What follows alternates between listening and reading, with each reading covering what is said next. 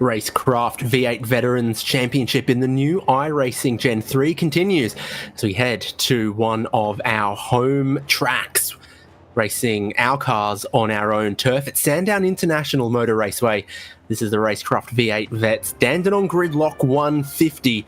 David Haynes here with Brock Cadai and Daniel Yeaman to bring you coverage tonight. We love this track. I know it's pretty close to your heart, Brock, so it's a great place to take these cars racing and bring them to life. Absolutely, David. It is a pleasure to be here for the V8 Vets. I've been watching these guys the last couple of weeks and they always put on a great show, and what better place to go than Sandown. It's my local track. As you said, it's very close to my heart, and it always puts on some excellent racing, particularly in these Gen 3 overpowered, under downforce cars. Really presents a good challenge for these guys for passing, for drafting.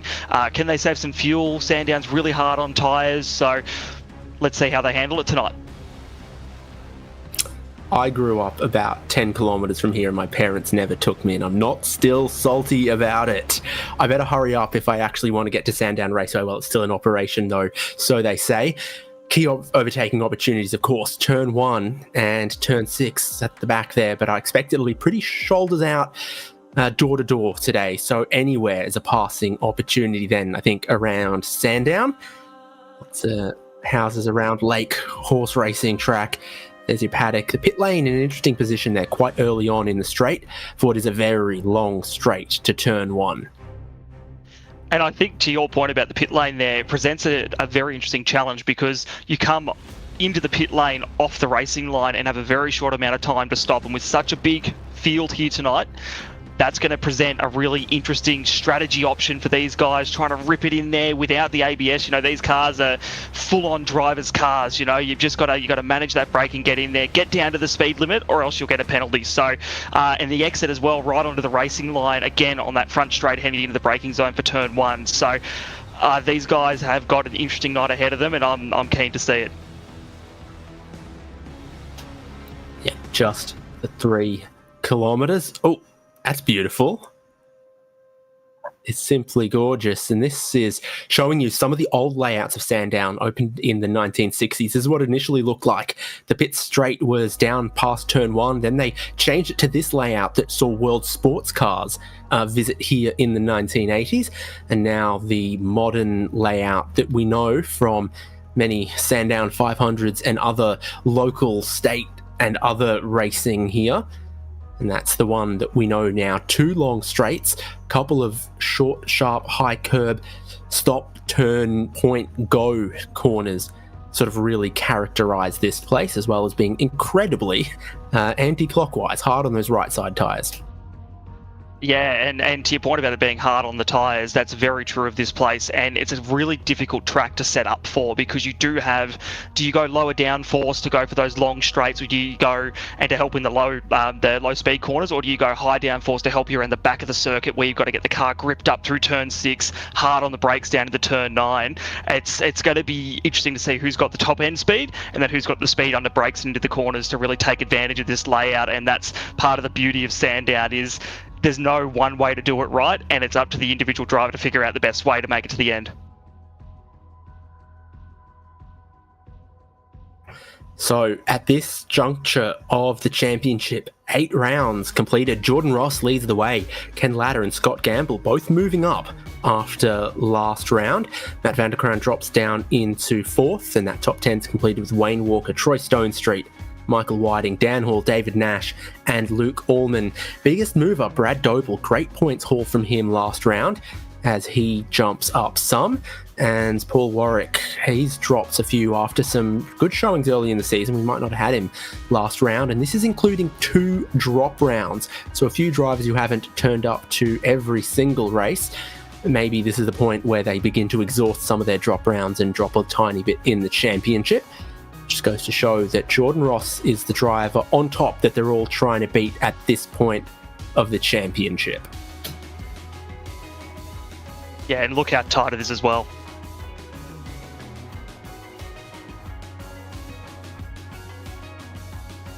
Yep. So this is the final round tonight that you can have a drop round as well. So it's really important if you're gonna have a bad race, something's gonna go wrong tonight's tonight, because next week you cannot drop that round. Next week everything has to be perfect. And looking at this setup here as a newbie here to V8 Vets, could you ask for much better of a top 10? You've got equal second, I should say, and fourth within 6 points of each other. And even then, Jordan Ross only 88 points ahead there.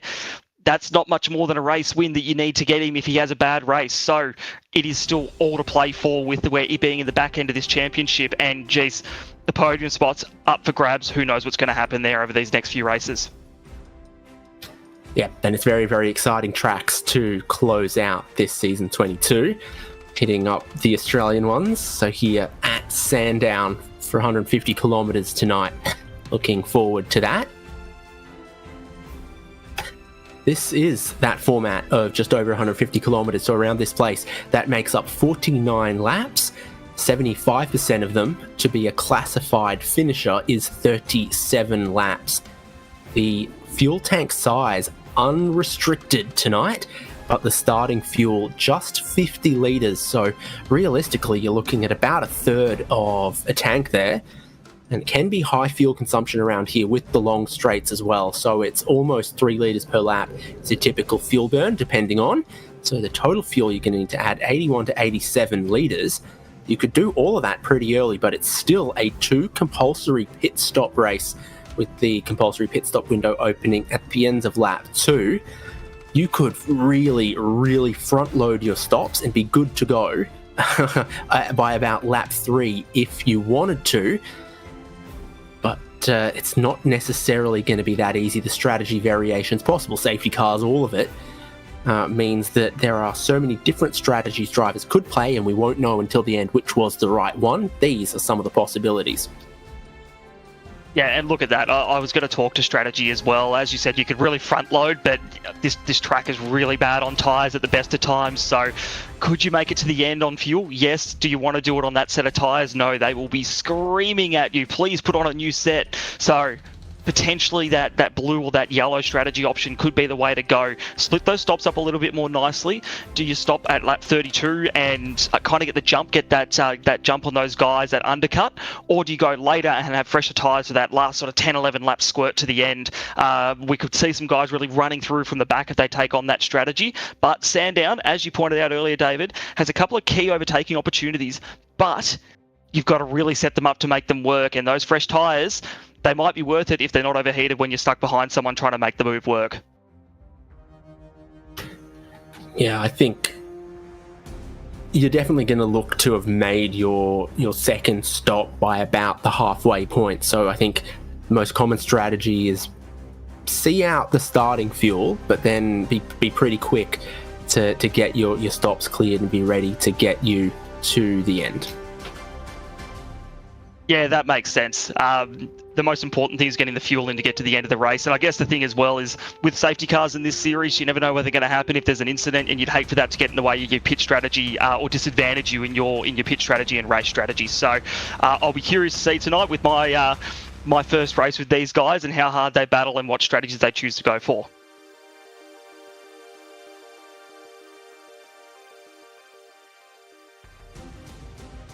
So from last round, the Chubby Buns Burgers driver of the day. Let's take a look.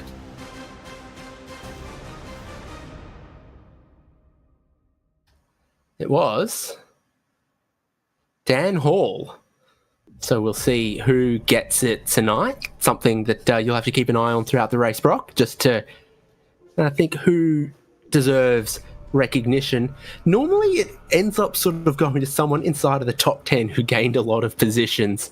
That seems to be sort of the default, but we'll keep our mind open around that by the end of tonight.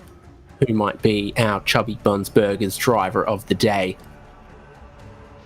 Excellent. I look forward to sussing it out and seeing who's out there and making an impact out there on track. But I look forward to seeing some big movers. That's usually my strategy in racing. Qualify far back and try work my way through. So I can definitely sympathise with that strategy.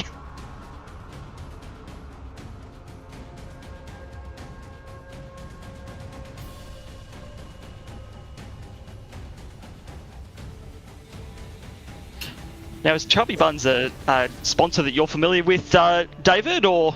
I'm familiar with the fact that they're mostly in Sydney, and there's not one near me, but around Sydney they have a whole bunch of stores, a whole bunch of footprint, and it seemed to be open pretty late. I reckon they're on the apps as well if you're, craving a burger, a delicious one, quite late into the night on a weekday or whatever it may be. On the Zoom wall, take a look at some of those faces. So top left, Scott Gamble. Chatting. Was I chatting with him earlier? No, I was chatting with him last week. And there's Jonathan Gallen, top centre. Tim Nicol with his triples. There's Jeff Thomas, shifter, right in front of the camera. Michael Stewart, we always love to look at his greatest racing tracks in the world because quite often wherever we're racing is marked on that poster behind him. Travis Hunt's been growing out the mustache. He wants us to know that he's not entirely, hairless like a newborn baby. What he can't grow up top, he can grow on his top lip. So he's growing that one out. And also, no, I'll save some of that for later, but I know he's listening to us. Damien Cairns, next cab off the rack there. Looking at his nice setup, getting ready for this warm-up and the race start to come. Great shot on high from Dan Hall. You see the equipment he's got going on, some spare wheel rims about the place there, some LED lighting, but also the bezel delete for his triple monitors, so it's truly uninterrupted around him. I think is that Christian Smart? Christian Smart we're seeing there. He's just getting his heart rate down, thinking, how am I going to get this thing off the line and down to turn one? Ken Latter, we've got a good view at him. And then, hello, Jungelskog Soft Toy Brown Bear, who's also got a Logitech wheel rim. Oh, this is awesome, isn't it?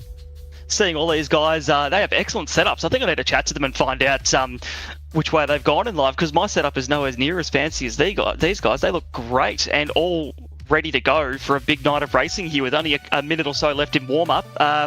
They better put their serious racing faces on. Yeah, Travis Hunt's got a nice bit of gear, so it must pay well doing Village People Tribute Act stuff. This is our grid, ready to go for, what did we call it? The Dandenong Road Gridlock 150 for V8 Vets. Jordan Ross, the pole sitter, 1/10 clear of Jason Bentz. And then on row number 2, Mike Teliancic and Wayne Walker.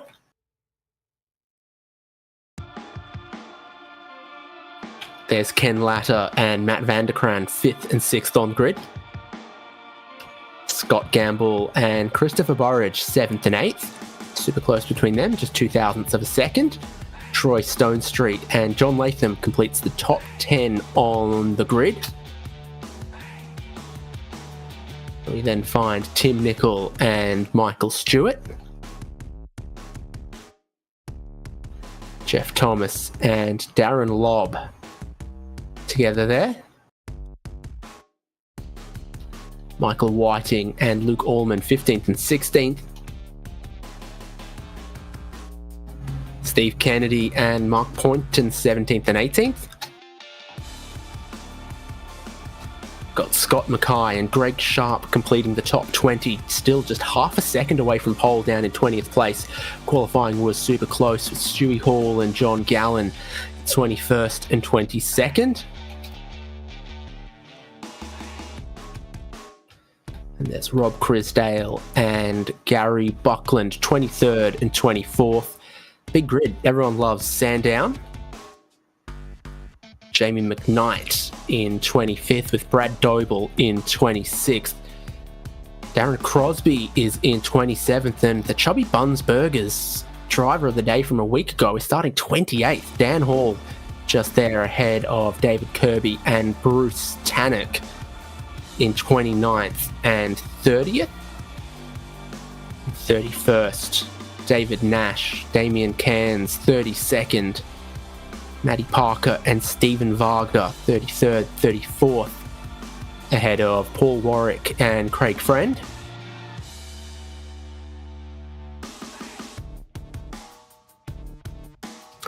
Christian Smart and Darren Goosey just behind that. And the last drivers who qualified with qualifying times, Scott McCune, Chris Miller, and Robbie Griffiths.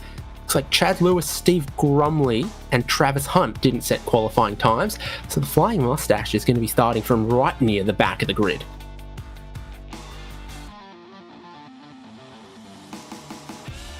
That is a stacked grid, and as you said, my goodness, such close qualifying for a huge field ready to roar off the line shortly. It is a big pack we've got there. Look at them extending all the way back. Jeez, nearly 2 pit entry all the way up the back there.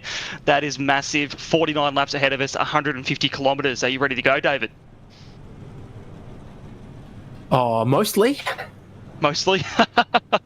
You're never quite ready for a supercars race, are you? You never know what's going to happen. Never quite ready with the fact that iRacing's decided it wants to render on a different monitor and not minimise as well. So I'll sort that out. That's always fun. Well, we are lights out and away we go here. Great start for Jordan Ross off the line. It looks like he's going to get it here. Bent's not so good. They're 3 wide in the turn 1 already. Guys, it's lap 1. Lap 1. Oh, no. Jeez, they're going everywhere. Taliancic is off. They're going either side of Jason Bent. He's going nowhere. More smoke, more carnage in the background. A couple fishy cars off the outside of turn 1 there. There's a few drivers that are going to come through and take a whole heap of positions, but that is a big one. Turn 1, and there's still damaged cars limping their way through turn 4 here, trying to open it up onto the back straight. It's pretty narrow through this part of the racetrack as well, but even from the front row, those guys were getting into trouble down at turn 1 on this race start. Yeah, very early for those sorts of antics. 3 wide into turn 1 on lap 1. That's some pretty crazy behaviour, but it looks like, despite the fact there was some contact, everyone's gotten through now. So we're through turn 9 and the field looks like it's basically sorted itself out into single file, which is good to see. So coming through end of lap 1, Jordan Ross will be your leader as they come through the last turn here.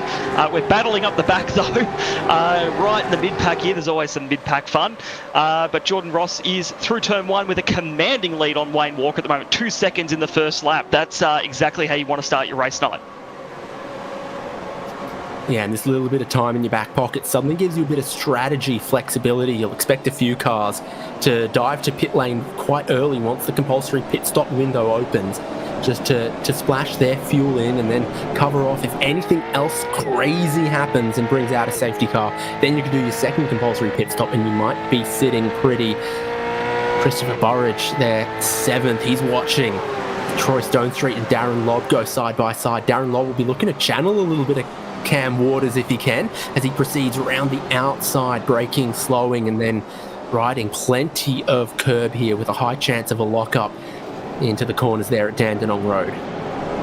Impressive pass that one, yeah, with his Chem Block inspired Cam Waters livery. He definitely channeled Waters and that talent to control the car, and around the outside of turn 6 is no mean feat there, so he's gotten that done now, which is great to see.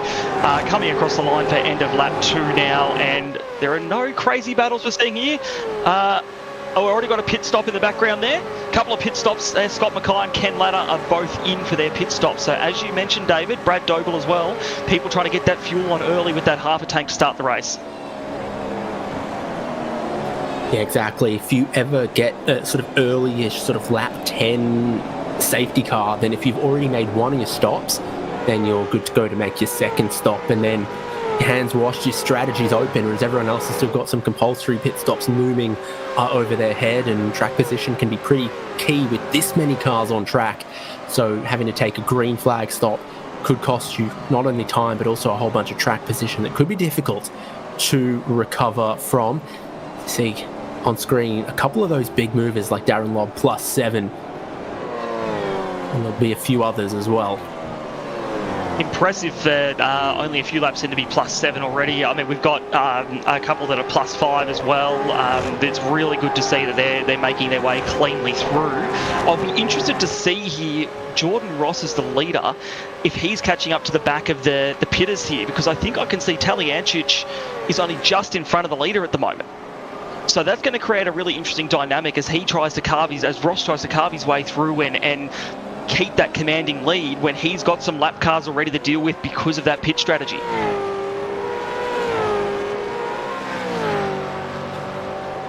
Yeah, so fast lap around here. They do it just barely over a minute. So once you've lost a little bit of time and then you've made a pit stop, you are so close to going a whole lap down, as clearly evidenced with the Synergy Sim Racing teammates just here. Now, you'd hope they'd be able to sort it out nicely between them in the team to make sure that's a nice clean pass. But as we work through the field, if they do keep catching up to these, we mentioned earlier, there aren't many spots to pass around here. Blue flags or not, it's going to make things difficult, and there might even be a concertina effect to look out for. So be interesting to see where these leaders come in. They seem pretty happy just lapping around at the moment, getting into their rhythm and making sure that they're putting in good lap times. We'll wait and see. We're only a few laps into this 150k race tonight.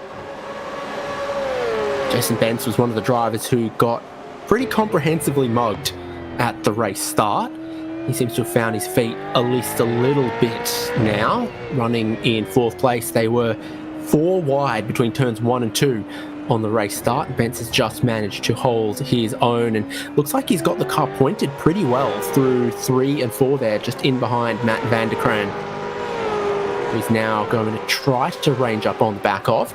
Might have to worry about Scott Gamble immediately behind him as they head up the hill over the crest. Gamble's just going to let Jason Bentz find his feet for another moment. Yeah, Gamble's looking racy here. He was looking for a way around there, trying to figure it out. So if I'm Bentz, I'm eyes of my mirrors at the moment. While he is ranging up on the back of Van der Kraan, Gamble looks like he wants to get past and make this move done. So coming around now onto the front straight, great drafting opportunity to try and get up alongside, but it all relies on the run out of here, out of that last corner. On board now, we're going to watch and wait and see if he can get the run. Scott Gamble, 240k an hour into turn 1. He doesn't look like he's going to be close enough. It'd be a send from here. Nope, stay in behind, get up behind him, put that pressure on onto Bentz and see if he can make him make a mistake. My goodness, Scott, hold on to it, mate. Far out. You get a load of how much curb you've got to take almost everywhere. Turn 1, turn 2, turn 3, turn 4. I was seeing how much a lot of them were taking after the S's around the backside of the circuit here as well. So there's plenty of places where you are chopping over the top of some pretty tall curbs. Scott Gamble either looks at the lap times or he looks at our broadcast and shakes his head. Both entirely possible. A bit of curb there, but it's here at the apex where some of them are taking a lot of that and some of them are staying off it. Traffic potentially coming up as well for Matt van der Kraan here and Jason Bentz and Scott Gamble. Yep, the last thing you want to see when you're in a battle pack is traffic ahead of you. So this will be very interesting to see how they handle this now. But you're very right about this track. Lots of curb, and with these big, overpowered V8 supercars, excuse me, they don't like it when you bounce on the curbs and land again, and that's why we're seeing so much of this slipping and sliding. And I'm guessing the more you do that, the more those tyres are going to burn and you're going to want to pit soon. So this will be very interesting to watch and see how they go and how that handling continues to evolve as the race goes on. My goodness, Bentz is really getting up close there. This is exciting stuff for 3rd, 4th and 5th at the moment.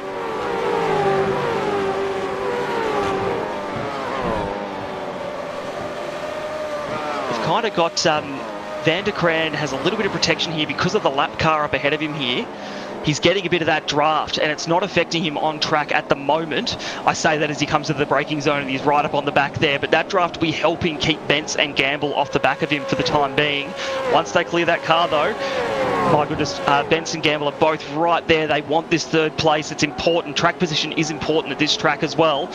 Defending is very easy when you've only got a couple of main overtaking areas. So interesting to see through this last turn as well. Different lines. People come off that last corner and into that kink. They all take very different lines. They don't just follow the draft. It's curious to see how each of these guys are driving the car tonight.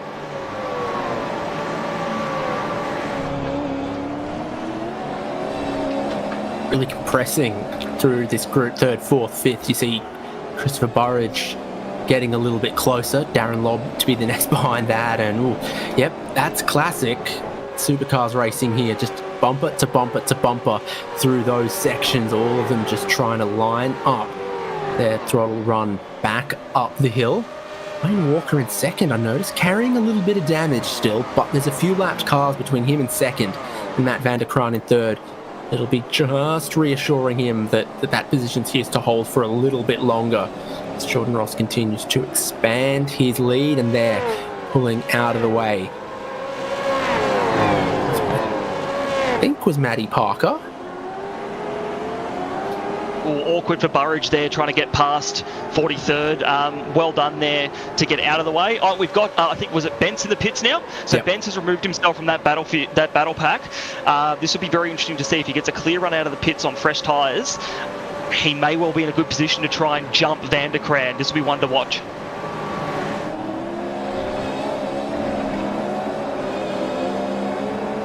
So Bence has decided, I've had enough of that. I'm going to get my first pit stop completed. He clears his way on through. Take another look at lap 1, turn 1, and see, I think there's a few things going on, but of course one of them is Talyancic, Jason Bence. Wayne Walker sneaks through into second in all of it. So slightly slow getaway from Bence. Wayne Walker decides the outside is the way to go. Talyancic locks up and he just gets into the side of Jason Bence. It's amazing we didn't have a bigger incident there. And in the background as well, someone's just been turfed around. Guys off in the grass on the left-hand side of screen there. It looks like there's a little bit more to unpack there than what we originally thought, David. We're looking now at the back of the pack. So, again, 3 wide, ends up into a spin. Again, lucky that didn't turn into a bigger accident. Yeah, we had a few cars going left and right, but that could have been an absolute monumental on lap 1. That's about what I thought was going on, was a lot of everything. Yeah, John Gallen gets turned around, and then which fishy car is that comes across? Jamie McKnight goes from extremely one side, all the way across the road. Perhaps some contact with Bruce Tannock. Everyone's making contact with everyone, it must be fairly said. And Tannock's just made contact with someone else beforehand and sent him over to that side. So it does become a little bit 10-pin bowling, a little bit dominoes. But, you know, if everyone tries to take it cleanly, it should be cleanly. It's a few people being too ambitious in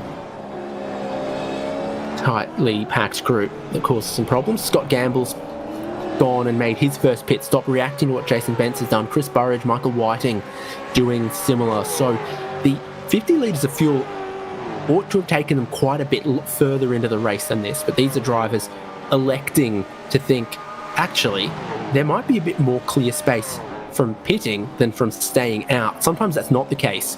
The drivers inside of the top 10 really want to go long in the first stint to get clear of pitting into traffic. But the opposite seems to be true with how dense the traffic is up front and how much space there is behind. Yeah, completely agree there, David. And I think that these guys that are removing themselves, they were in pretty high positions, so you could have easily stayed on and kept that track position, but they've chosen to pit for speed and try that undercut early. Get on, as you mentioned earlier, just in case there's a safety car, get on as much fuel as you can early in the race and drive a bit deeper. You protect yourself a bit using that strategy and try and get out of the traffic. And as we saw then for Gamble, yeah, he's got one person in front of him, but he's not trying to attack someone, and he hasn't got Burridge coming up behind him. He can really just focus on the road ahead of him. Matt Van der Kraan pits, and if the guy in front of you pits, you've got very little time to react to it here. Like you pointed out earlier, that the difference between the racing line and pitting in, very narrow, happens very quickly. You're on the racing line and flick to this side and I'm in the pit lane. Speed limit 60 kilometers an hour here, and apparently everyone is buddy because there's only 20 pit stalls. Oh, wow, you're making best friends at Sandown. Well, there must be some that are tripled up.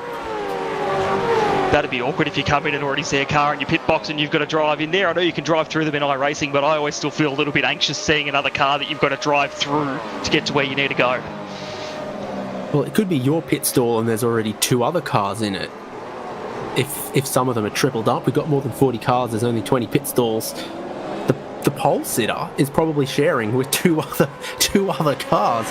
Crazy to think about. With a lot of those drivers that were in that 3rd, 4th, 5th place battle pitting, Darren Lobb goes up into 3rd place, but he's got Troy Stonestreet just behind him. We're looking at Michael Stewart's view. Now, he points that camera differently every week, but surely Sandown is one of the greatest racing tracks in the world, and therefore will appear on that poster.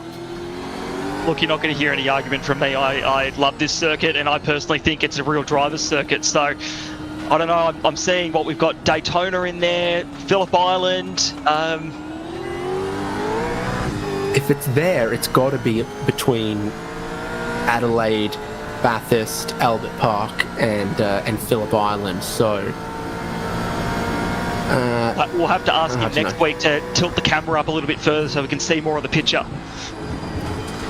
I'll give you a hot hint. If you Google the greatest racing tracks in the world, you can find that exact graphic What's this Google you speak of? Yeah. It's where I plagiarise all my good stuff from. So Michael Stewart's racing on. He's up in the 5th there. You're seeing a couple more cars come to pit lane, and hopefully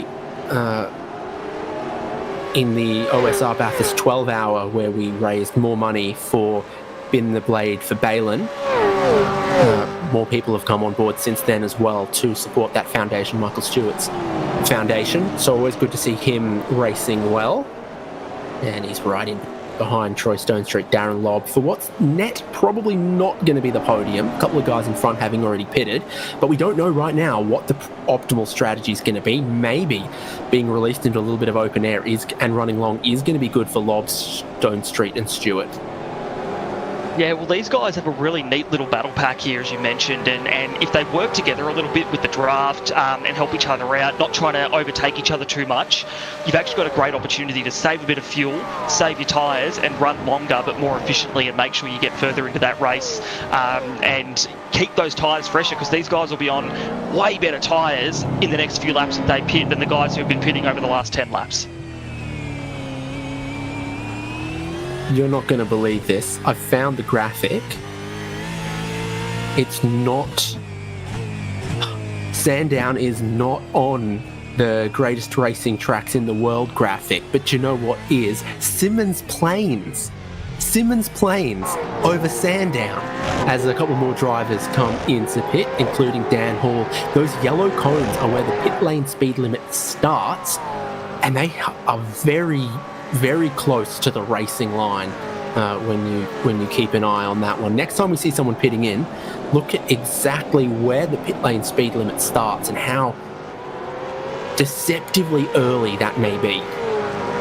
I know Sandown has a lot of heavy braking zones, but the pit entry may be the heaviest of them. You want to accelerate as hard as you can to get out of the corner and not waste a single tenth out there on track, and then you're hard on the brake. You can see the cars pitch forward as you try to not lock a brake, but use the maximum amount of pressure so you're not wasting a single moment on track. And we all know, as we saw in qualifying, motorsport is not a game of seconds, it's a game of tenths, and every single one counts. Pit entry, pit exit, no matter what you're doing.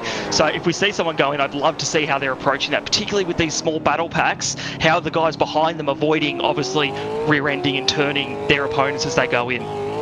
The problem, of course, is predicting who's going to pit, because we've already established that at half a second's notice you can go from being on the regular racing line to pitting in. Oh, how's he picked that? There it is, those yellow cones. So you're almost still out on the racetrack when you've got to slow down to 60 kilometres an hour, and then you turn into the separated pit lane. That's exactly it, and that was a great find there, Daniel. Well done.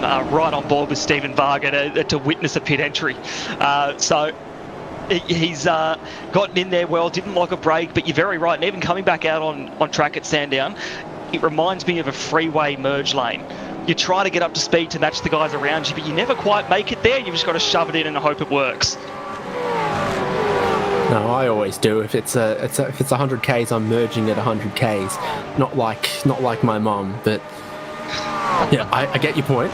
I get your point. Really long run down towards turn one, both from the starting position, but also from where you release the pit lane speed limiter to then accelerate a long way down towards the braking zone at turn one. More drivers pitting. So Wayne Walker from second place pits, and Troy Stonestreet from a little bit further back.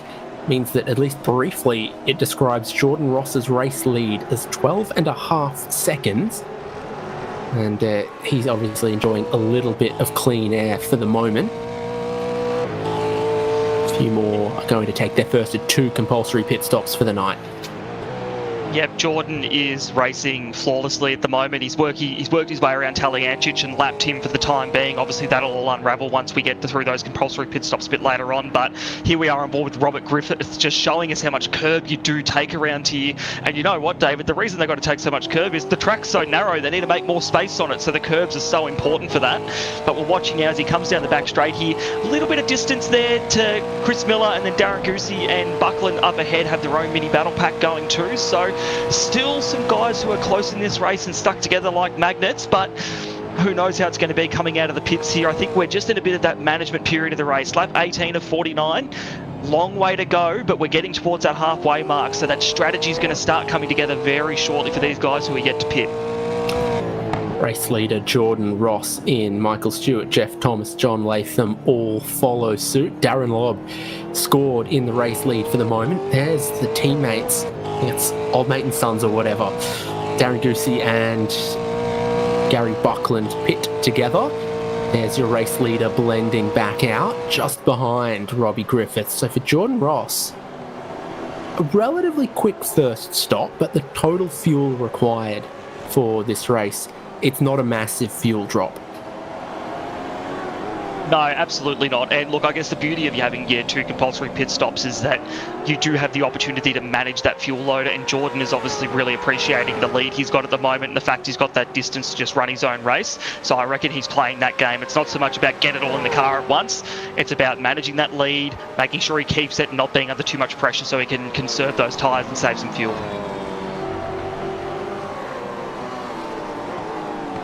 Darren Lobb in, leaving us just a couple of drivers that haven't stopped yet, and 2 of them are right in front of Jordan Ross, and he's hoping they're going to clear out pretty quickly lest it begin to erode into his race lead. Chris Miller will not be one of them, but Robbie Griffiths will be one of them. So now Chris Miller leads, Jordan Ross just behind him in second, already made one of the compulsory stops. Pretty similar stop time for Jordan Ross first. Wayne Walker, who sets the new fastest lap of the race just now, so he's zipping along. Every chance that Jordan Ross may have done if he hadn't encountered traffic. So new tyres are looking really potent. Look at the body language of Jordan's car. It looks like you're driving something with a bigger wing on it versus the supercar at the moment. He's just able to put that car wherever he wants on those new tyres. And Chris, even the drive out of the corners, look at how much Jordan's got there. And there you go. He's around. All status quo now. Jordan can just keep going on with his race and managing it there. So this is interesting. He is dominating at the moment. No sight of safety cars, knock on wood. Hopefully no commentator's curse there. But a lot more to play out here. One of the drivers inside of the top 10 who did take a fair drink of fuel at that first stop was Scott Gamble. So it's got him battling Michael Stewart at the moment. It's Chris Miller pits, and I think we're just starting to get to the end of where the 50 litres of starting fuel will get you to. So then we'll be in this sort of middle phase of the race where it's not completely representative because of the differences in how much fuel every driver has taken. But once we've seen one stop from everyone, we'll know who's really on a tear. It'll be easier to tell from the timing. Doesn't look bad for Gamble. Yeah, Gamble's done really well. If he's taken more fuel on as well, he's actually in a really great position with that next pit stop because he was in and around this position before the pit stops. So, yeah, watch him tonight because I think he might be on for a good result provided everything goes well. But with that strategy, he's already looking good, although he'll be looking at the mirrors a little bit here because Michael Stewart is not leaving him alone and is keen to grab that top 5 from him as we are halfway through lap 20 of the race. I don't know if he'll make a move here. Usually a move down to the turn 9 is risky. No, smart about it. Just pull him behind, see if you can pressure him into making a mistake. Isn't it great when we have a battle between 2 drivers who are both carrying webcams? You know, so Scott Gamble and Michael Stewart together on track for 5th and 6th. Troy Stone Street's just a couple of seconds up the road. Jeff Thomas is that next car behind. Seeing a few of them really just get into life of their tyres. There's Scott Gamble racing on the triple screens, Michael Stewart racing in the VR. I reckon now either Scott Gamble's got much stronger arms or Michael Stewart's racing with a little bit more force feedback. I'm not sure. They both look like they're working bloody hard out there, particularly over those curves. Like they're having to wrestle the thing over that to make sure that the car doesn't get ripped away from them when they hit those curves, because it is really a big impact here. Again, look at that draft working, but we've got Stewart. Stewart's playing the smart game here. He's lifting off, which every time you do that, it saves a little bit of fuel. He's not pushing it too hard here. He's just trying to keep Scott Gamble honest. That's what we're doing here at the moment. No throwing moves down. We don't want to see anyone taken out. He's just playing the smart, long game here. And if you can save a bit of fuel, as I said with tenths earlier in racing, every drop of fuel counts, because that's time, and time is money.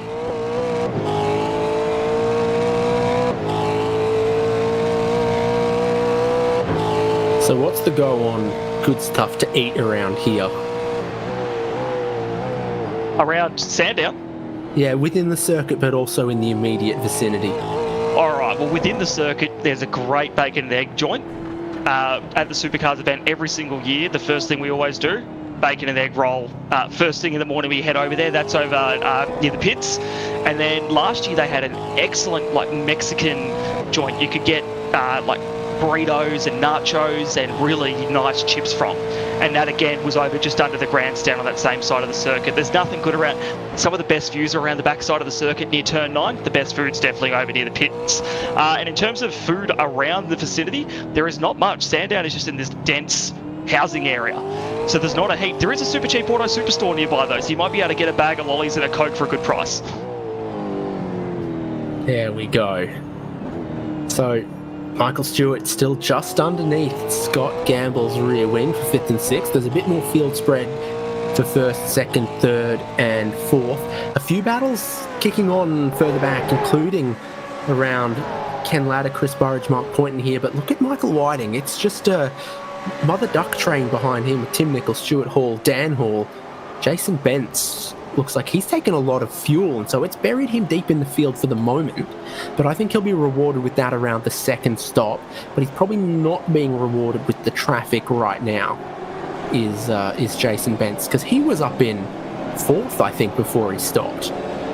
Yeah, and starting 2nd, that car has got pace, so it should be a bit further up the grid. Obviously, that incident, he's decided to take some more fuel on, but yeah, this is not the place you want to be when you've got pace in a car and you're just kind of stuck and can't make those moves the way you'd want to. So we'll see. Maybe that fuel offset will help get him back up into that top 10, unless he can carve his way through here. But very curious to see him this far back as we head through the middle of the race now.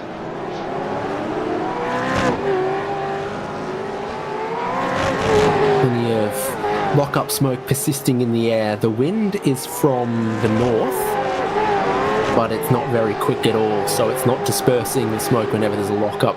Sometimes we will cut to a shot and you go, oh, they're driving into a little bit of smoke, but it's from someone who was 30 seconds up the road and just had a little bit of a lock-up, and then the smoke is just, lingering like a bad nightclub. So drive-through penalty for David Kirby.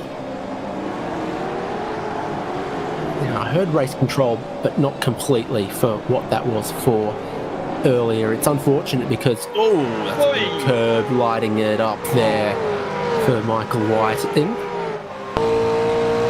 Yeah, that's one way to ruin your run down the back straight. He's actually done a pretty good job, A, to keep that out of the wall, because that was a massive snap, but to also fend off the guys behind him. I would have thought there Nickel would have a great run, but he seemed to get the drive down and continue his march there in 11th place, keeping, as you said, the train of ducklings behind him as the mother duck, as the first guy outside of the top 10. So this will be curious to see. I find in these situations a lot of drivers start to get a bit, I won't say impatient, but antsy. When you're in a train like this, you want to be moving forward. You're a race car driver, you want to be making positions, and when you get stuck here, this is where you start to see some risky moves come into play to try and make some progress as in this part of the race. Wanting, as you can sense, that next pit stop and the end of the race coming. It's over before you know it. With Scott Mackay, Scott McCune and Scott Gamble and David Kirby. Previously, myself and Scott Rankin have compared, where is the average David position in this race versus the average Scott position in this race.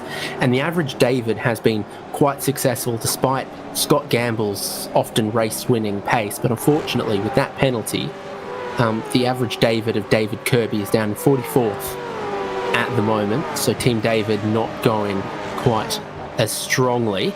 But here's one of the other ones, David Nash in 18th. He's leading this group with Steve Kennedy, Craig Sharp and John Latham. Nash was one of the drivers I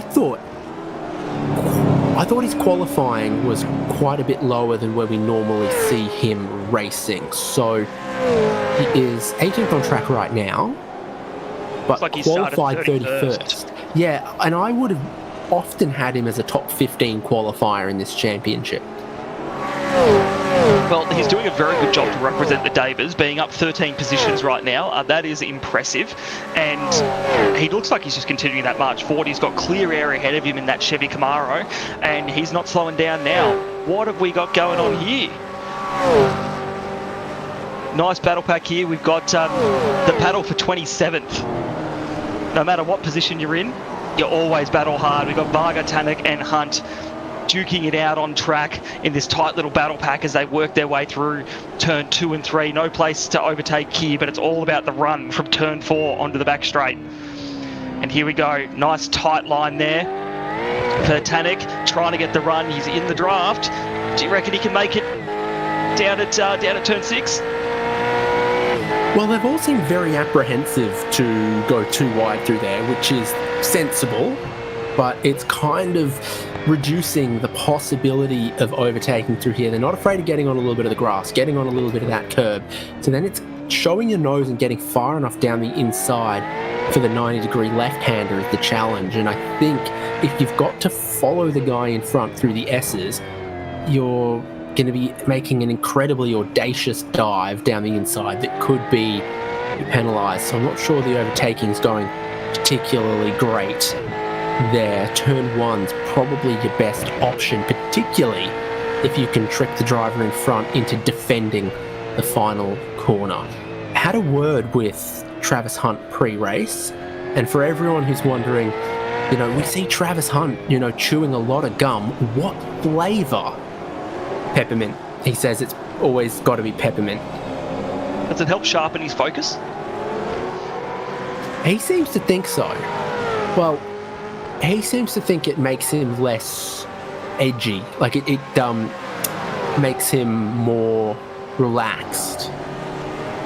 More relaxed rather than more focused. Well, he's definitely showing that on track. We're seeing a great performance from him, and honestly, I'd expect nothing less of a man who can grow a mow like that.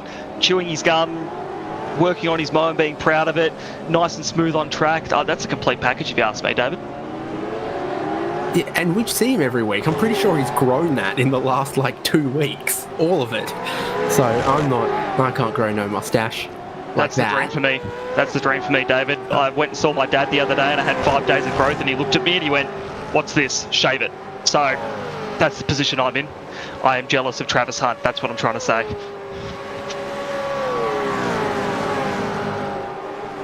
There you have it. So here's Chris Miller, Gary Buckland, Darren Goosey. Remember, Buckland and Goosey pitted together, and they're still together here.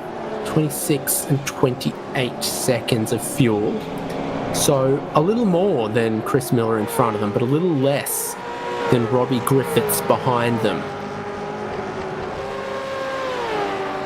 We've got Bent trying to make moves through the field here as well. I just noticed on the timing he's involved in this big battle pack we saw before, and I don't know if he's made up a position. The timing showed that he did, and I think he's fallen back again. So he's trying desperately to get back through, but at the moment, no luck, as we were talking about him earlier. But back to these guys here. Again, it's just status quo, isn't it? No one wants to blink here as Christian Smart comes in for, I would believe, the second pit stop. Stephen Varga as well in, so we're starting to see that next round kick off as we look towards the final 20 laps of this race.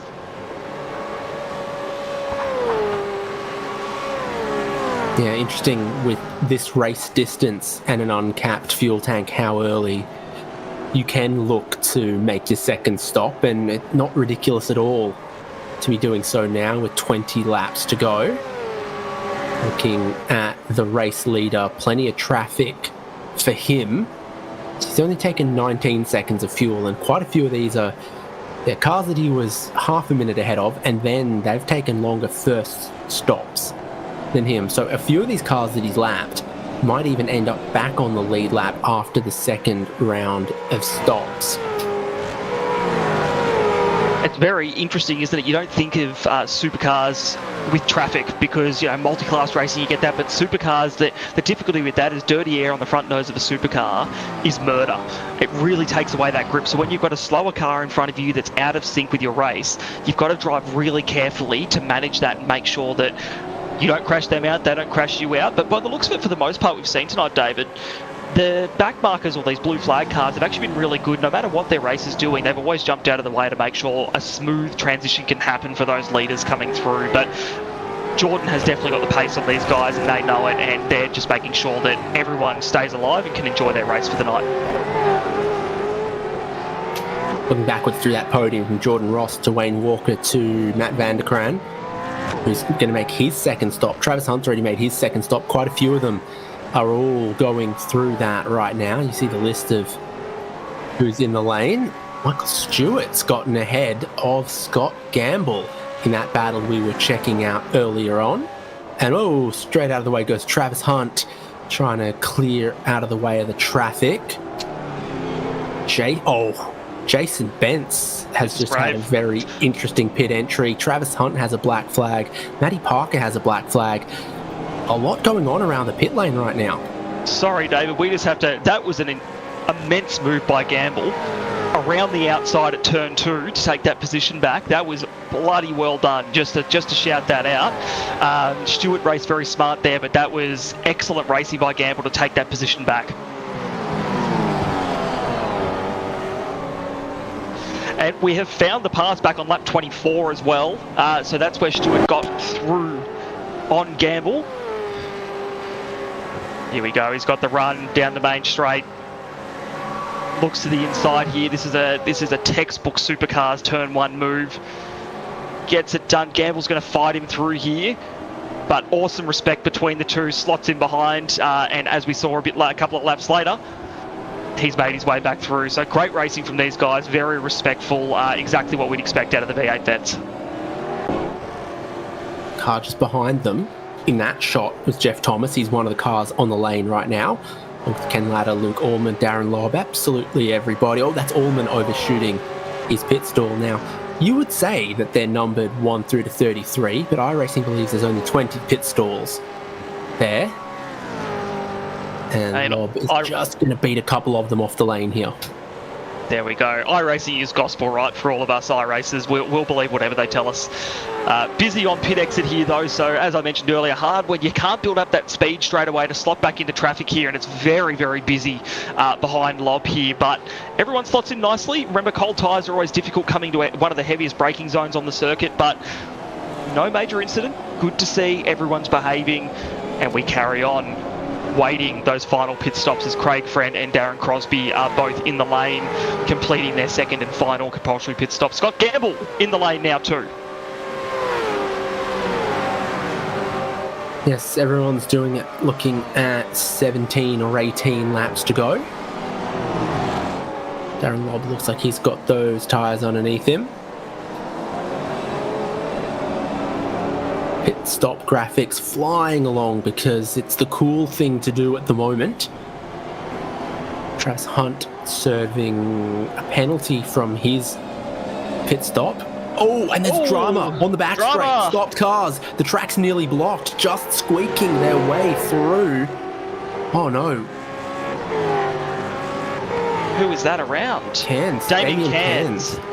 So is that car going to move when he gets the opportunity, or is that thing going nowhere? He's got hard left lock on it. Yeah, okay. Well done.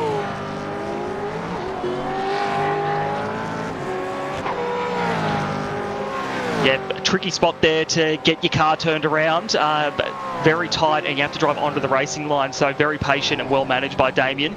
It'd be interesting to see what happened there. It looked like potentially contact between two cars, but it's always a bit tricky through turn 4. We've got a slow car as well through another the one. infield there. Okay, so Craig Friend is crawling and trying to crawl off the racing line as well. A few drivers that have leapt to pit lane at this moment as well. Troy Stone Street, Chris Burridge, Michael Stewart, Dan Hall, etc., etc. Well, Craig Friend is about to be one of them as well. That is one seriously banged up Mustang.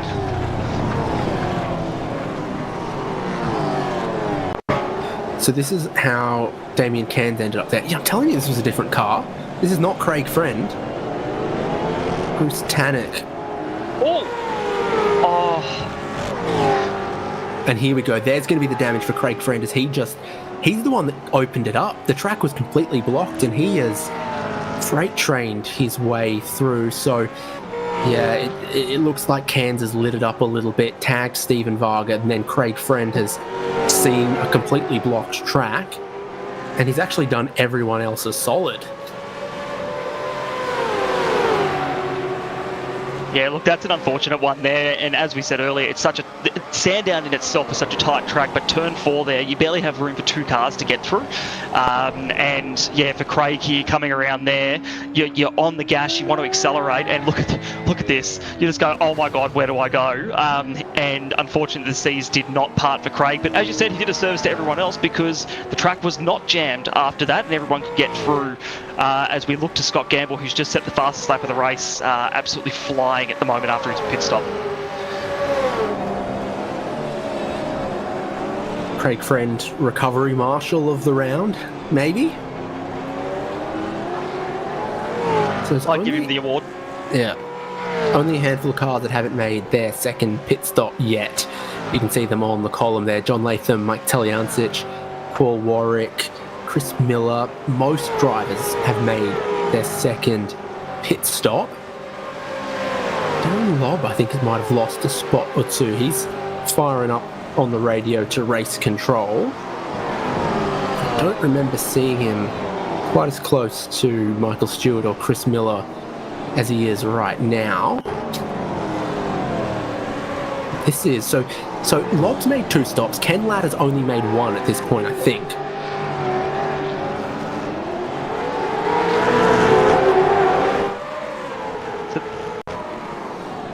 Yeah, battling hard here. Potentially a little bit of net code, just sticking the nose in there at the second last turn, which is always a little bit dodgy, but has certainly upset Darren Lobb's car. Although if we look back to the supercars last weekend, they love that sort of stuff. So hopefully it looks like Darren Lobb's been able to get on without any damage, but understandably frustrated with getting shuffled there. And that's where he ends up settling just behind Michael Stewart, just ahead of Chris Miller.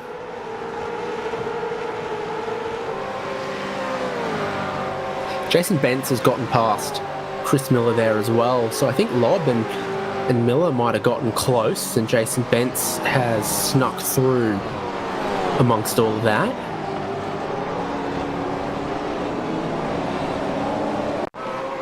Go have a look.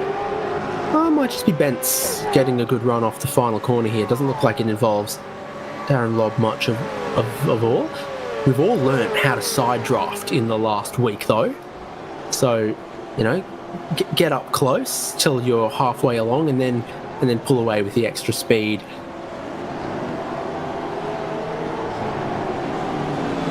Just keeping an eye on Darren here to see if there's something that's happened to him. But it looks like all good after that contact. He's sorted himself out and is ready to go. Ben's made up that position, and it is play on, green flag. Only 13 laps to go in this thing. This has flown by, David. Yeah, we get a variety of race lengths in RaceKraft V8 Vets, varying between 150 kilometres, 200, 250. So this certainly is a little on the shorter length, and then next week is 300 kilometres for the season finale. So that will be plenty of racing, no doubt. Bence is flying, so having gotten past Chris Miller, he's now up behind Darren Lobb. A few of the remaining drivers that needed to clear their second stop have done so, so it's opening up your top 5. Jordan Ross's race lead 8 seconds from Wayne Walker. Scott Gamble comes through into third. So we talked about that extra fuel that he took at the first stop. It's given him a very quick second stop. And now it's Michael Stewart, who? Scott Gamble looking pretty comfy in that third place. You've got to look to Matt Vanderkraan and Troy Stonestreet for the highest placed battle. That's 4th and 5th. And then Ken Latta, Chris Burridge, Michael Stewart.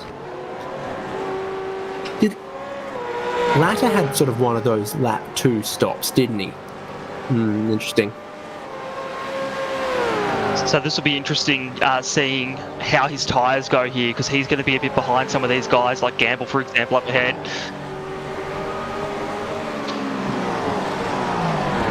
Yeah, so he had a very early first stop, long middle stint, and emerged here, banging doors with Darren Lobb. He's done a great job there to manage those tyres for 30-odd laps and then get onto a fresh set with everyone else and be in this top 10. Well done to him, but it's not over yet, because he's embroiled in a battle pack here with Christopher Burridge and Michael Stewart ranging from not far away there, and Darren Lobb looming in the background in that magnificent Ken Block tribute livery. I love that one.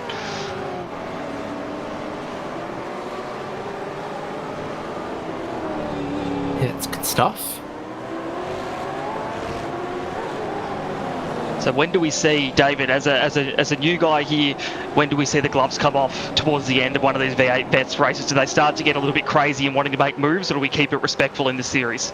I think somewhere between the green flag and turn 1 on lap 1 seems to be when the gloves came off. It's settled a little bit in the middle, but you'll maybe look to a few of the drivers that pitted later on for their second stop. They're a little bit on fresher tyres now to try to move forward. John Latham, one of the last drivers to make that second stop, is in 12th, so his tyres are super fresh. But Stonestreet, with 3 lap newer tyres than Matt Vanderkraan, he's been sat here for a tiny bit trying to keep this pressure on 4th. Looks like potentially a little bit of front nose damage as well for Stonestreet, at least on my end, just a little bit. So potentially hampering him, probably not. These supercars can take a bit of a whack at the best of times, but really looking to find his way past here and just etch up that standings to the 4th place. That 4th place would be great to take home at the end of this race for him. But it's difficult again, trying to get off when you're having to use all the curbs. The curbs don't like grip. So when you're trying to get a good run, it's so difficult, particularly in these cars, to get grip off a curb. And he's looking, he wants to go through, but just not quite close enough. And again, turn 9. Oh, that was rapid through there for Stonestreet. In the background, we've got Latta, Burridge, Stewart, duking it out.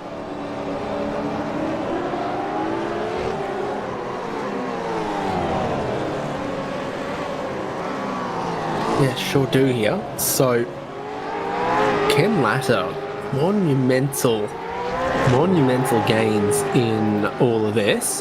That really early stop was kind of like a gamble for an early safety car, but he's sort of turned it around with a strong middle stint into being well placed here in the final stint.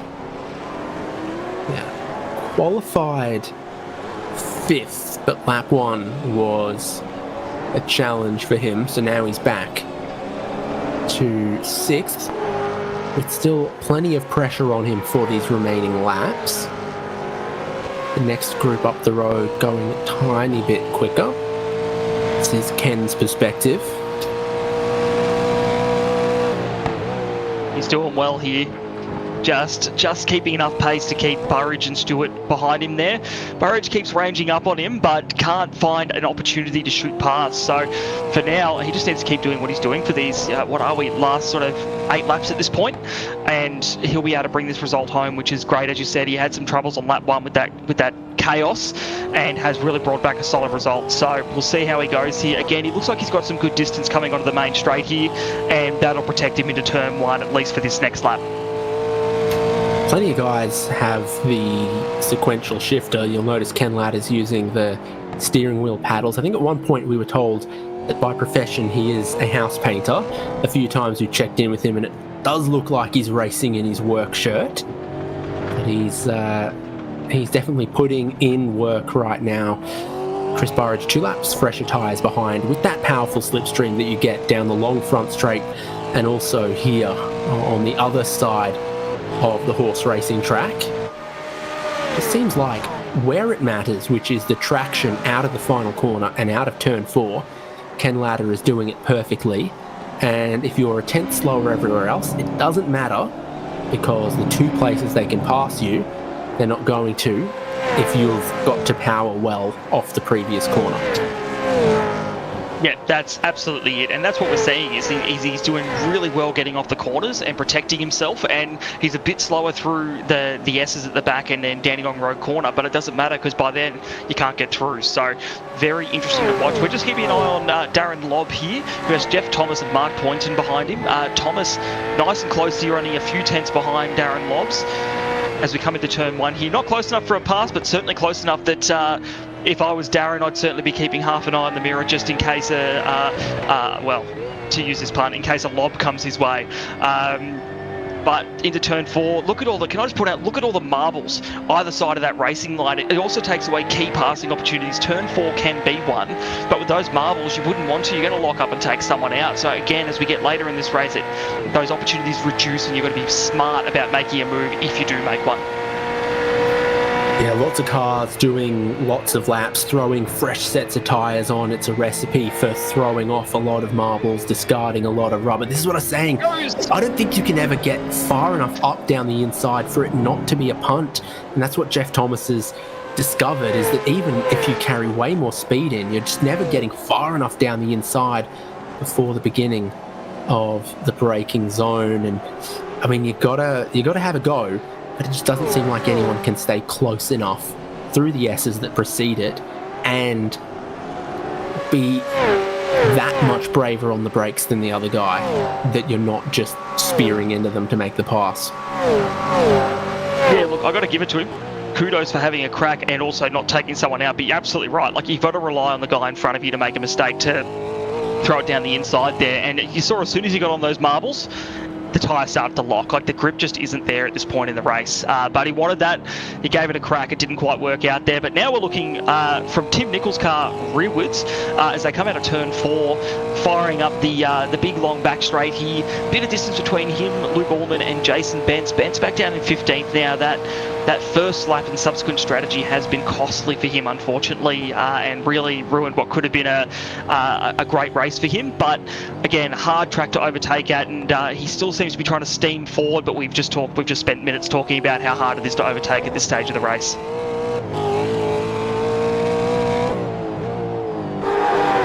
Because you get lots of laps for your distance, but you only get one overtaking opportunity per lap.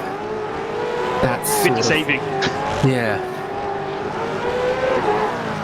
Looking further through the field, 16th place, Steve Kennedy, ahead of David Nash, currently the best placed David, because where's my other one? David Kirby is a retirement, so is Craig Friend, so 2 cars that picked up a fair chunk of damage. And then back here, Mike Teliancic, well, did not go the way he wanted. Lap 1, turn 1, incredible amount of smoke at turn 4. Surely someone's around and out in the fence, and it's my best David. David Nash loses a whole heap of spots.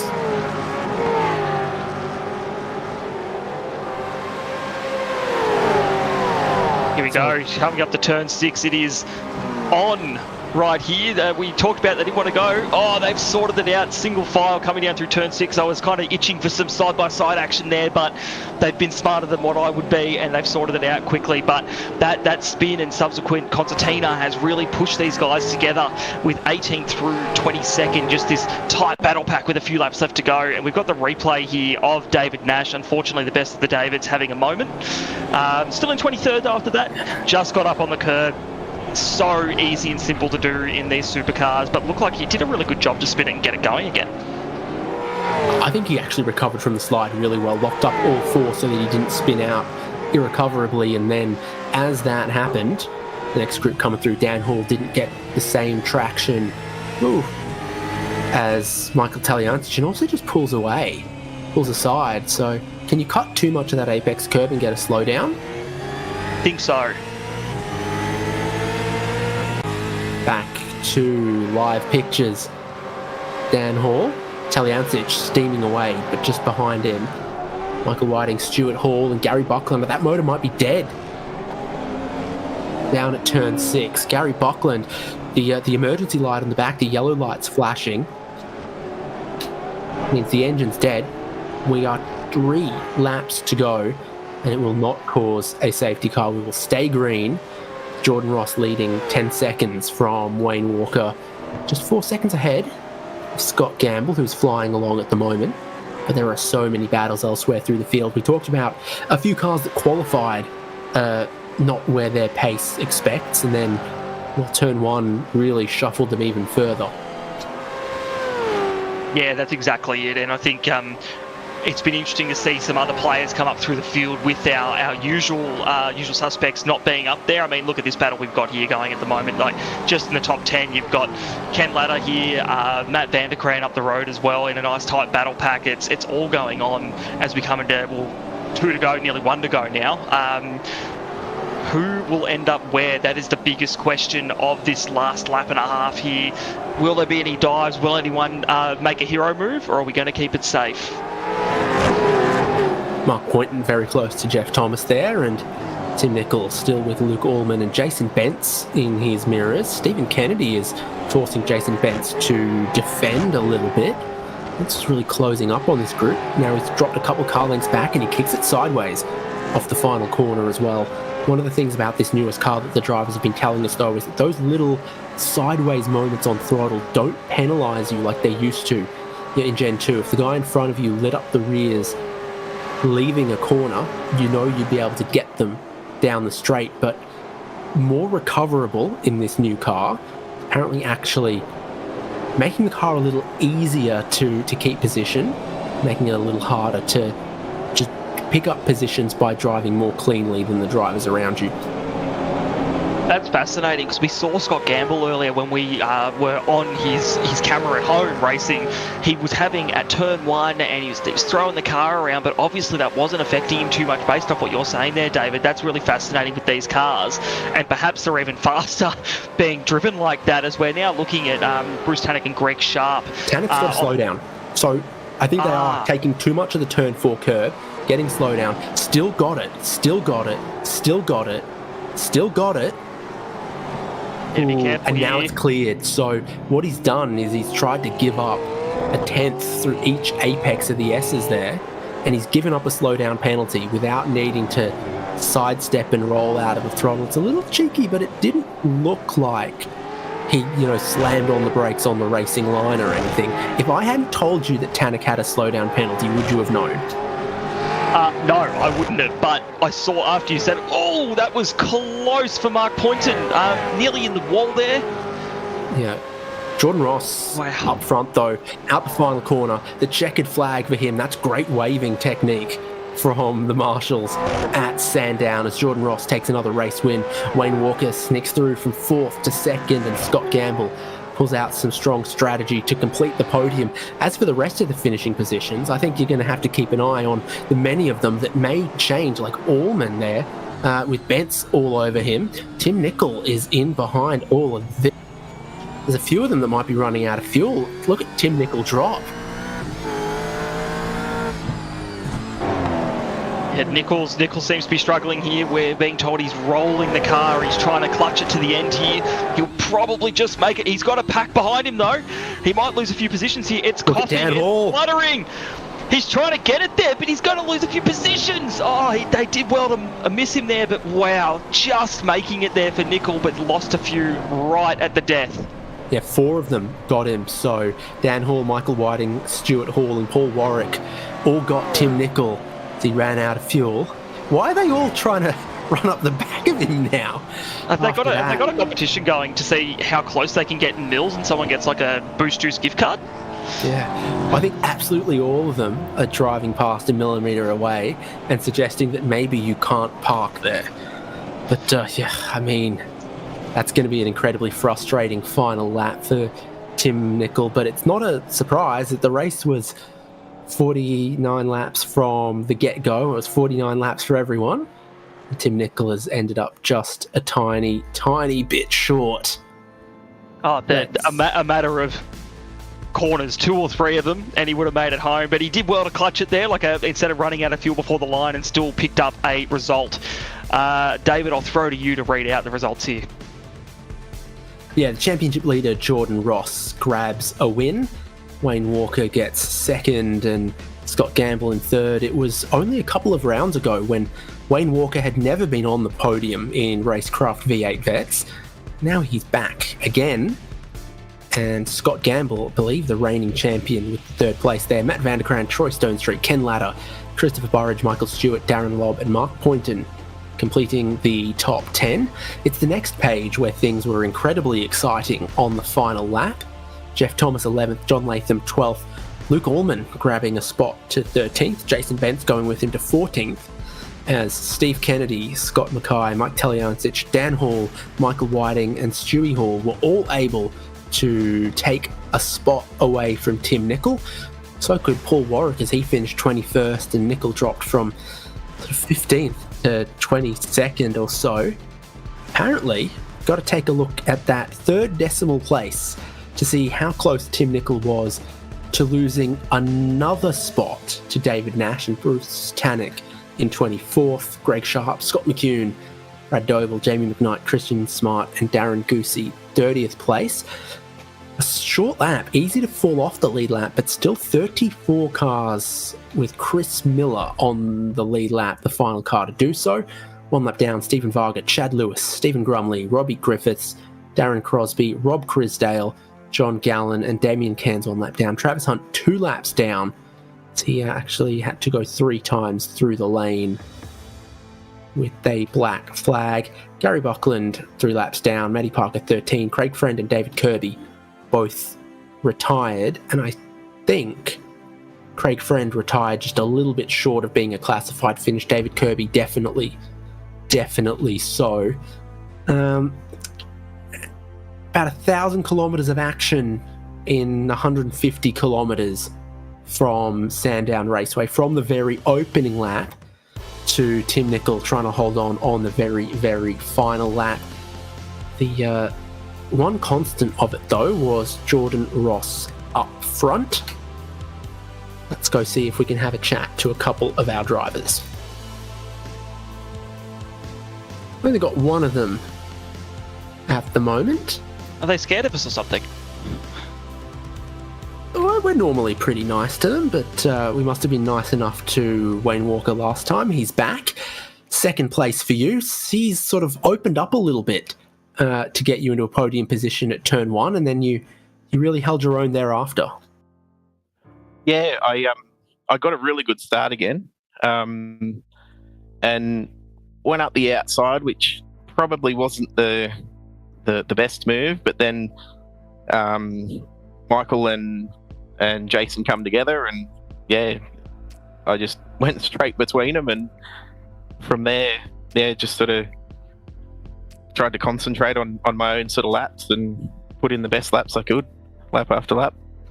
Yeah, you didn't have to worry about it too much, but it looked like overtaking was moderately difficult. Therefore, the being in traffic was quite costly to a lot of the other people whose pace or qualifying pace might have had them on the podium. So what do you manage then in a race like this once you find yourself in that position? Do the tyres need to be looked after? Is there an advantage to saving a little bit of fuel? What keeps you focus across the 49 laps? For me, just trying to put in consistent laps, just trying to minimise mistakes. And just trying not to push too hard and overheat the tyres. That's pretty much it. And as far as traffic, it's a very hard track to pass on. So if you do get caught in traffic, it can slow you down quite a bit. So it's good to have a clear track in front. Jordan Ross, what are people who's gonna have to find what magic trick to stop him? Yeah, I'm not sure. He's always just got those couple of tenths a lap quicker. Yeah, I'm not sure. I think just a lot more practice, I think. Well, he's one of the youngest drivers in the series, so maybe give it a little bit of time. He might drop away more prematurely for his vintage. Hopefully. Congratulations once again, Wayne. Another podium finish for you, and you got a couple of names on the car that I'm sure you'd like to thank. Oh, first of all, thanks to the league, all the admin and everything. Without them, it wouldn't be possible. Race control, all the other competitors, and then teammates as well for all their help, sort of getting me up to speed and everything. And all the sponsors, Abbey Timber, Primal Wheels, Box and Mock Narang, Modern Deck. So yeah, that's about it. Oh, again, congratulations to Jordan as well on the win, and Scott for third. Beauty, best of luck for the season finale in a week's time. Thank you. Brock, let's get to third place, Scott Gamble. Excellent. A fellow Carlton fan by the looks of it, which I can appreciate. I'll put you both on mute for the next minute. I most certainly am. Yeah, we're here to talk racing, not footy, but PM me later, Scott. Will do. It was a good race out there for you tonight, mate. We noticed your strategy is really what played you in there, and that first stop. Tell us where you thought going big on the first stop and then low on the second stop got you. Yeah, look, I probably messed it up a little bit. Even though it worked out, the strategy, I should have fixed my car up. I should have taken a fast repair on that first stop, and I carried damage after that first stint the whole way with a heavy car. So it did hold me back a couple of tenths a lap. But the theory was, well, what's the chance of getting a safety car? We've had one all season, and I thought, well, Sandown, normally you'd get one or two. But yeah, and I thought, well, if I had then a light fuel at the end, change the tyres, bang, we'd be right up there. But I tried to save a little bit of fuel behind Matty Stewart. He had a lighter car, so he was making good time. So I sat behind him, saved a couple of litres there, which sort of helped as well in that last stop to get ahead of Matt. Yeah, well, speaking of Stewart, you had an awesome battle with him. We were focused on that for a while there. What was it like when he was behind you, when he got past you? You guys were trading blows for quite a few laps there. Were you worried about him passing you, or do you respect him enough to you guys are going to keep it respectful on track? I wasn't really worried about it. He sort of let me pass in the first bit until his tyres came up to temperature. So, when his tyres came up, he had that lighter car. He obviously didn't have any damage in his car. So he was faster there at one stage than me. I was struggling. So as soon as I burn off another 20, 30 litres of fuel, I had the speed back again.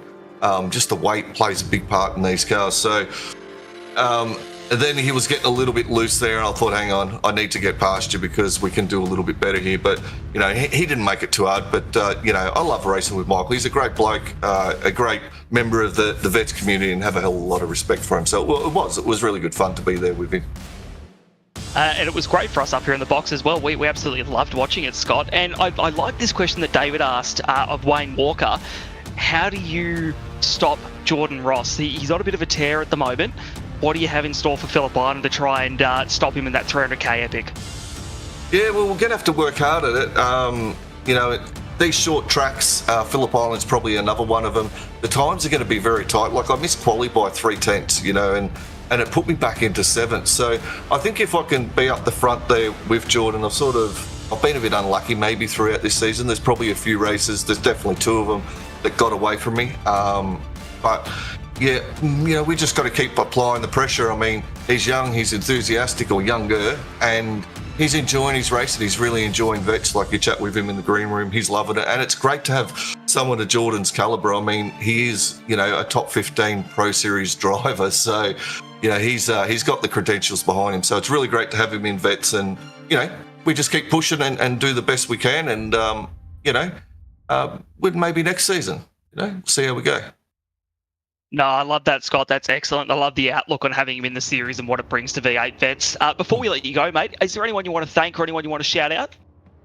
Yeah, definitely big shout out to Logan Barnett. He's in Split 2.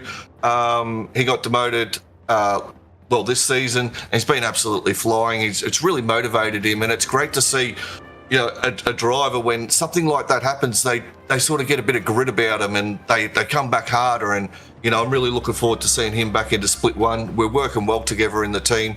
Got another new member joining shortly, which will be awesome.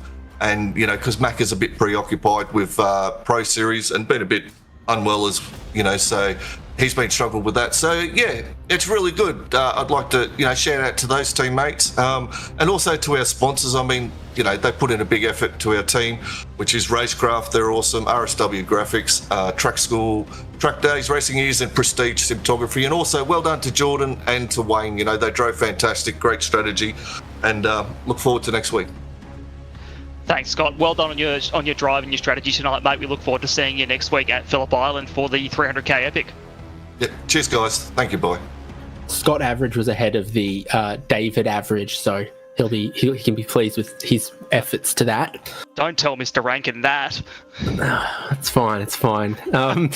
Let's go to our race winner, and congratulations again, Jordan Ross. I mean, from what we saw with the traffic and the strategy in the 150 kilometers, that pole position was very, very valuable, and you maximized it.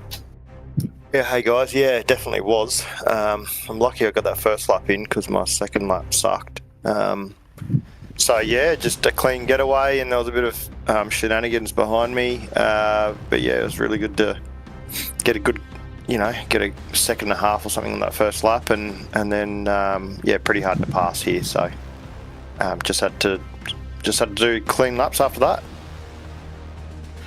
And from, lap 1, starting with your teammate Taljancic close to sort of lap 3, you're looking at him about to go a lap down. Bizarre sort of situations around this, but it's such a small little course.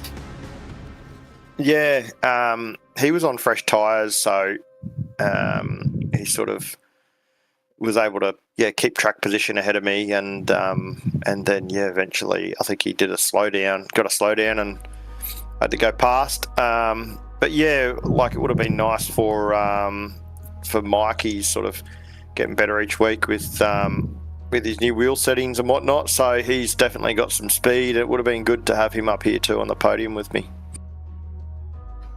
Absolutely, a lot riding on that turn 1, and the getaway from these cars from the standing start does seem a little bit variable. Yours was good. Wayne Walker's was very good, and that seems to be one of his strengths. What do you do mechanically? What's your setup for the clutches, and how do you maximize it? How do you practice it?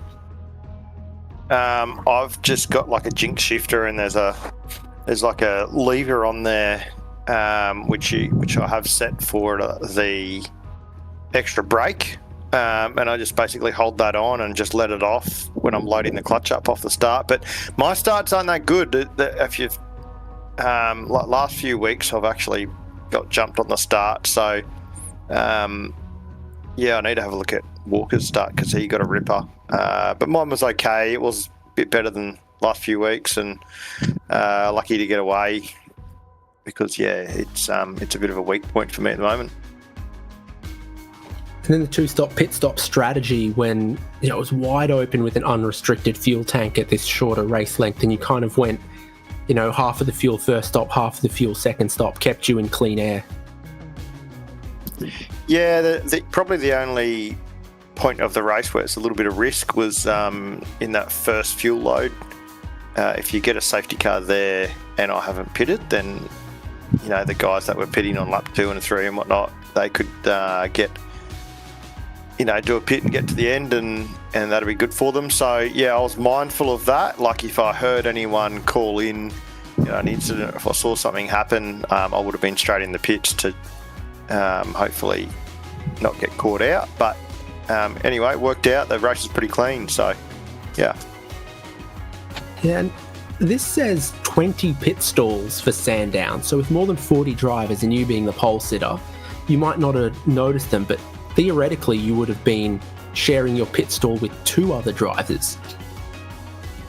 Yeah, when I came in for my second pit, I noticed up ahead there was a car that pulled into my pit stall, but he vanished. And then when I was sitting in my pit stall, all of a sudden he reappeared and sort of took off out of my pit box. So I haven't really noticed that before. I don't know what that was all about. Usually, if someone's sharing your pit stall, they're there and you can go through them and stuff. But yeah, I don't know. I've never seen that before. But that worked out. All good. Well, congratulations once again. You lead the points. You bag another one, but you cannot drop the final round, the final race. So what kind of preparation is the team going to put towards Phillip Island? Mate, we'll do the laps in. I mean, Vets is great. They put up 1 million servers every week, so we'll do a couple of sessions in there and get up to speed and go and have a fun race. I'm not sure who's second in the points, but hopefully we have a good race for it at Phillip Island next week. Well, congratulations on the pole, the win, the championship lead, and looking at the finish line both of this race but also of the season in not too long. Who would you like to thank? Thanks you guys, SimSpeed, for turning up and doing this every week and making us look okay out there, and obviously all the competitors and the organisers of the league. It's a tough gig. I know anyone who organises a league, it's a tough gig. So thanks to all those guys, and obviously thanks to all the guys at SSR who support me. See you in a week's time. See you guys. Thanks. Well, there's just one more order of business from Sandown, and Rock, we've got to decide who's getting driver of the day. My 2 thoughts were Craig Friend, or from 18th on the grid to finishing in the top 10, Mark Poynton from Frogleap Juiced. Look, David, I can get behind both of them because Craig Friend did a service to the grid by moving those cars. But I think I probably should give it to Mark Poynton for a really good drive, solid, working your way through the grid. That's exactly what you want to see with these drivers of the day. We said it earlier in the broadcast. I don't know about you, but Poynton might be the guy. Yeah, one of those drivers, often knocking on the top 10. So Mark Poynton is going to be today's Chubby Buns Burgers driver of the day for RaceKraft V8 veterans. And a nice shot there with his teammate. They turn their cars out well. They really enjoy their racing. Poynton gets into the top 10 and he's our driver of the day. Well, we've been banging on about it, but there is 1 round left of RaceKraft V8 Vets for season 22. It's the finale from Phillip Island, 300 kilometres at another one of our beloved homegrown racetracks. I want to say not too far down the highway. The answer is a couple of hours, but still staying in Victoria for that finale that you'll see here on SimSpeed TV this time next week. Same time as usual, 8:30 p.m. And will we have a new first-time V8 Vets champion this time next week? Tune in to find out. I've been David Haynes with Brock Hadday, Daniel Yeaman on the production, the replays, and all of the graphics. We've loved having you, so no matter where you're watching, what channel, across YouTube, Twitch, etc., make sure you subscribe and follow SimSpeed TV. Thank you to V8 Vets partners, RaceKraft Simulations, Logitech G, Nova Sim Sports, Parramatta Isuzu Ute, Player One Sim Gear, LGC Images, Chubby Buns Burgers, and SudSpeed. All of them combined put on one of the best V8 leagues in Australian sim racing. It's always great fun with RaceKraft Simulations V8 Vets. See you in a week's time.